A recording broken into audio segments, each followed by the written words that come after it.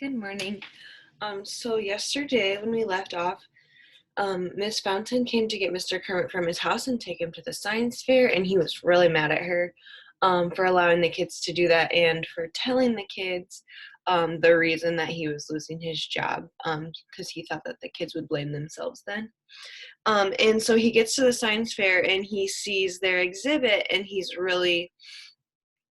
the kids are so proud, but he's really disappointed because there's nothing really in their exhibit that's going to set them apart.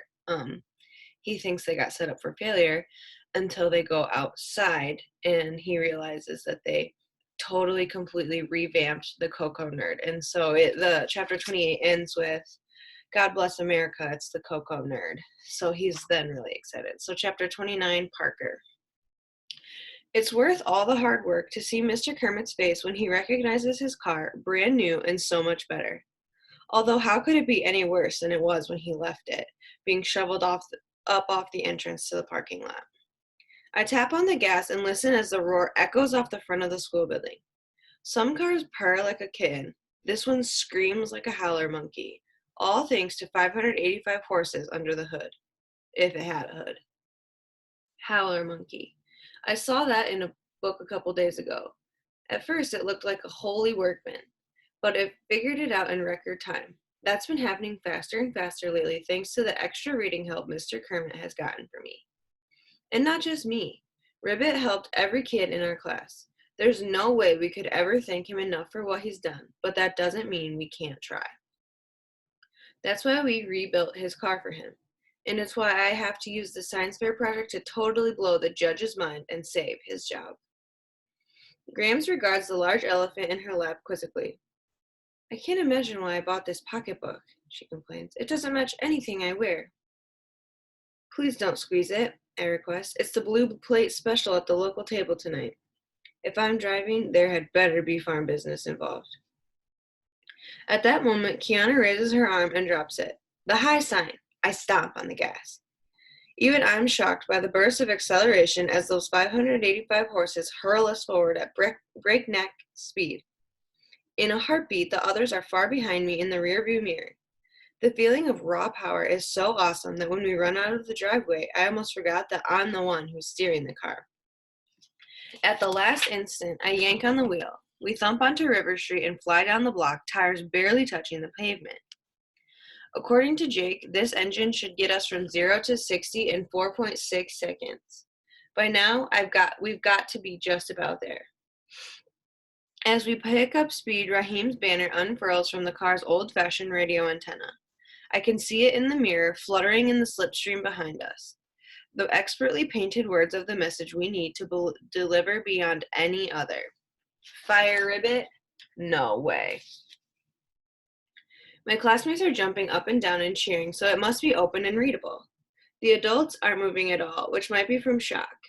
We didn't tell Jake or Miss Fountain about the banner part, and of course Mr. Kermit himself didn't suspect any of this until a few seconds ago. He might not even know he's Ribbit. Then everybody's gone as I screech around the corner to circle the block. That's the plan, a quick loop of the school, banner flying, and back up the driveway to stop at the judge's feet so they can examine this monster engine, every inch of it built by us. By this time, Grams is enjoying the ride.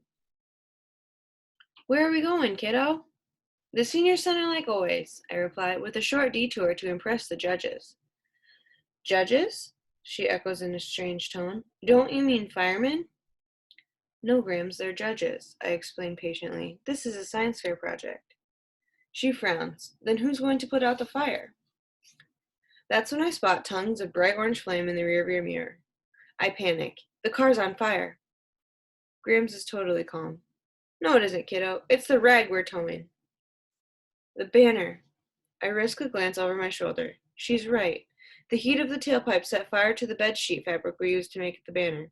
Come to think of it, Jake mentioned that he filled the gas tank with racing fuel to get maximum performance for the judges. He said it burns really hot. Yeah, no kidding. What should I do? If I stop, then we won't win the science fair and Mr. Kermit will be gone. But how can I drive a car that's on fire? Well, technically the car isn't burning, just a sheet attached to the radio antenna. Already, Fire Ribbit, no way. It's down to Fire Ribbit, no. It looks like we want him to get fired right now. It's the opposite message we're trying to send. I wheel around another corner. Since I can't stop, I speed up, flooring the gas pedal again. Maybe the wind will put out the fire. Instead, it fans the flames. The banner whips from side to side, leaving a glowing embers dancing in the air.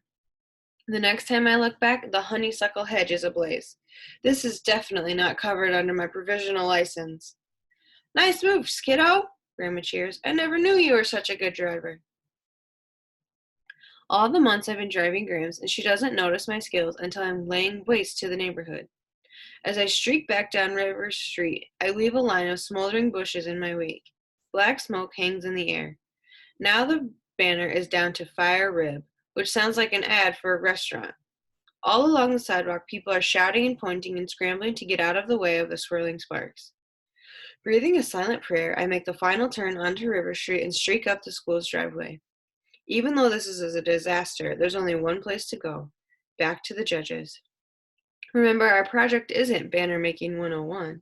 It's the internal combustion engine, and that part works amazing. Suddenly, some guy in a suit steps from the parking lot right into the road in front of me. I slam on the brakes, sending the car into a skid. At the last second, the suit guy hurls himself out of the way, somersaulting through a flower bed. The car fishtails around and lurches to a halt right before the three judges. Mr. Carstairs runs up with a fire extinguisher and puts out the burning banner with a sea of foam. All that's left is a single word hanging from the limp antenna: fire. Like we didn't already know that. Half the science fair is out on the lawn, gawking at me in horrified silence. I say the thing I've been rehearsing all along. Ta-da! It doesn't go over as well as I expected. Jake rushes to help Grams out of the car. The eggplant drops to the pavement and splits open. Miss Fountain comes for me.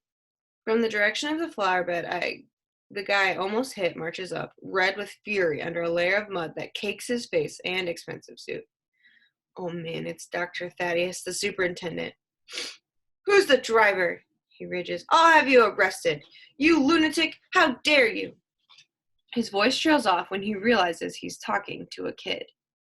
It's an awkward moment. None of the adults have the guts to say anything because most of them are teachers and this mudball is their boss.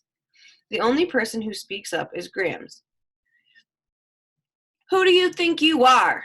She storms at the stunned Dr. Thaddeus. You ought to be ashamed of yourself, a lowlife who hasn't got the sense to put on a clean suit. Where do you get off yelling at my grandson? My grandson. Then she says it. My grandson, Parker. Parker. She called me Parker. A lot of crazy things happened this morning, like when our banner caught on fire and the eggplant got ruined, and I almost killed the superintendent, obviously. But for me, today will always be the greatest day ever because Grams remembered my name. Chapter 30, Aldo. Just because you've got anger management problems doesn't mean there isn't plenty to be ticked off about. Second, the internal combustion engine finished second in the district science fair. It would have been better to finish 150th than to come so close to winning, only to take an L. I don't care about the trophy. You can find that plastic junk in any dollar store. But we were a hair away from saving Rivet, and they gave first place to a bunch of dweebs whose teachers didn't even need saving. I barely remember their project, some windmill thingy. No one's ever going to forget ours, definitely not the fire department, who had to spray down all those bushes and trees because of conflagration containment, whatever that means. Miss Fountain tries to make us feel better. You can't take this so personally, she tells us Monday morning. Your project was just as good as the wind turbine, but clean power is very hot these days. Hot, I echo. We set the whole street on fire. What could be hotter than that? She's patient. I mean popular. People care about the environment. Your project was wonderful, but the internal combustion engines are so last century. How do you think everybody gets to the science fair? Barnstorm challenges. They drove internal combustion engine. I'll bet nobody came by wind turbine, Elaine adds in her usual rumble. Miss Fountain just sighs. I can't be mad at her. She wanted this every bit as much as we did. It was Rivet who showed me that teachers aren't always the enemy, even when they make you work or yell or take away your rabbit butts. If it wasn't for Ribbit, I never would have heard of where the red fern grows, which I'd be done with by now if we didn't drop everything to work on the science fair. I can barely picture my life before I knew about Billy, Old Dan, and Little Ann, who feel like real people to me, except Old Dan and Little Ann, who are dogs. Poor Mr. Kermit, says Kiana. I can't believe we let him down. I don't want any more of that kind of talk, Miss Fountain lectures sternly. You didn't let him down. Just the opposite. He's prouder of you than he's ever been of any class, and he loves his new car. Then how come he was afraid to drive it home from the science fair? Mateo asks. That was just because of the racing fuel, she explains. Once Jake drained all that out and put in regular gas, Mr. Kermit was fine. He has the cutest nickname for it. He calls it Coco Nerd. Isn't that adorable? Miss Fountain thinks a lot of things are adorable, and that's not my style. Maybe Vladimir in a lizardly kind of way, and Old Dan and Little Ann, though I never met them in real life. Anyway, Ribbit might be psyched about his car, but he isn't psyched enough to come to school today. Even worse, our sub turns out to be Dawn of the Dead again. To be honest, she's not as mean this time around. Some of that might be that we're so depressed about losing Ribbit that nobody has the energy to give her much of a hard time. We drop a few textbooks, but our hearts aren't in it enough to get the timing right. Who can buzz out a fake power hum when the best teacher in the world is getting shafted and you could have helped, but you failed? We deserve Dawn of the Dead. We deserve someone even meaner than her. I can't picture who that would be. Mateo probably knows. When she tells us to work, we don't argue with her. We don't groan and complain. We don't even goof off. I'm just as happy to get back to Old Dan and Little Ann. It might take my mind off Ribbit and how we blew it for him. Dawn watches us a few minutes. Then she sighs and says, All right, let's hear it. We all stare at her blankly. Come on, she persists. Something's eating you. All of you. Tell me what it is. It's like a dam breaks and we all start jabbering at the same time. Our teacher's getting fired for no reason at all. It's not fair. That jerk Thaddeus hates Mr. Kermit. He's worse than the Dementors. I should have run him over when I had the chance. It goes on and on. We never run out of complaints about how awful and unfair it is. It's the first time I've ever been in a class where everybody else is just as mad as I am. And we can't all have anger management issues. Sometimes mad is exactly what you're supposed to be. The amazing part is Dawn of the Dead doesn't chew us out or shut us down. She listens, which can't be easy with all 7 of us yelling over each other. Then she has a long conversation with Miss Fountain, who comes to see what the racket is all about. The two of them are in the hall talking for what seems like forever. Finally, the substitute walks back into the room and faces us. Well, it seems as if I misjudged you, young people. She's wrong about that. Anything bad she thought about us last time goes double, because we had the opportunity to help Ribbit, and we came up empty.